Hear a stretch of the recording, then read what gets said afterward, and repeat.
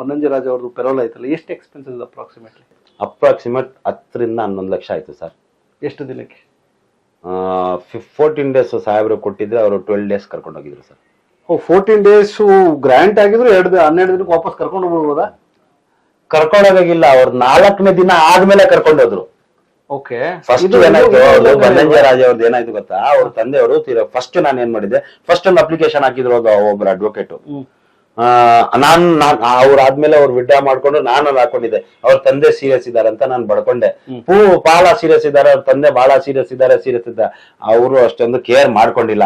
ಇಲ್ಲ ಇಲ್ಲ ಇಲ್ಲ ಅಂತ ಅವ್ರೇನ್ ತೀರಾಗ್ಬಿಟ್ಮೇಲೆ ಅದ್ ಏನಾಗ ನಾನು ಹೇಳ್ದೆ, ಏನ್ ತೀರೋಗ್ಮೇಲೆ ಬಿಟ್ಬಿಡ್ತೀರಾ ಅಂತ ಹೇಳ್ಬಿಟ್ಟು ಅದ್ ಹೇಳ್ದೆ. ಒಂದ್ 2-3 ತಿಂಗಳಿಗೆ ತಿರ್ಗಾ ಬರ್ತಾ ಇತ್ತು, ಅವ್ರು ತೀರೋಗಿದ್ರು. ಅವ್ರು ತೀರೋಗಿದ ತಕ್ಷಣ ಏನಾಯ್ತು, ಪ್ರಿಸನ್ ಡಿಪಾರ್ಟ್ಮೆಂಟ್ ಏನ್ ಮಾಡ್ಬೇಕಾಗಿತ್ತು, ಇಮಿಡಿಯೇಟ್ ಕಳಿಸ್ಬೇಕಾಗಿತ್ತು. ಅವ್ರು ಕಳ್ಸಿಲ್ಲ. Bannanje Raja is a serious offender, international don ಅವರು. ಆಮೇಲೆ ಮೊರೊಕೊ ಇಂದ ಅವ್ರ ಎಕ್ಸ್ಟ್ರಾಡಿಷನ್ ಟ್ರೀಟಿ ಮೇಲೆ ಕರ್ಕೊಂಡ್ ಬಂದಿರೋದ್ರಿಂದ ಇದು external affairs minister Sushma Swaraj ಅವರು, ಆಮೇಲೆ ಇದರಲ್ಲಿ ಮೊರೊಕೊ ಪ್ರೆಸಿಡೆಂಟ್ ಅವ್ರು ಸೈನ್ ಮಾಡ್ಬಿಟ್ಟು ಮೊರೊಕೊ ಸುಪ್ರೀಂ ಕೋರ್ಟ್ ಇಂದ ಆರ್ಡರ್ ಆಗಿರೋದ್ರಿಂದ ಇಷ್ಟೇ ಕೇಸ್ ಆಗ್ಬೇಕು ಅಂತ ಅದೆಲ್ಲ ಒಂದು ರೂಲ್ಸ್ ಅಂಡ್ ರೆಗ್ಯುಲೇಷನ್ ಪ್ರಕಾರ ಟ್ರೀಟಿ ಪ್ರಕಾರ ಬಂದಿದ್ದಾರೆ.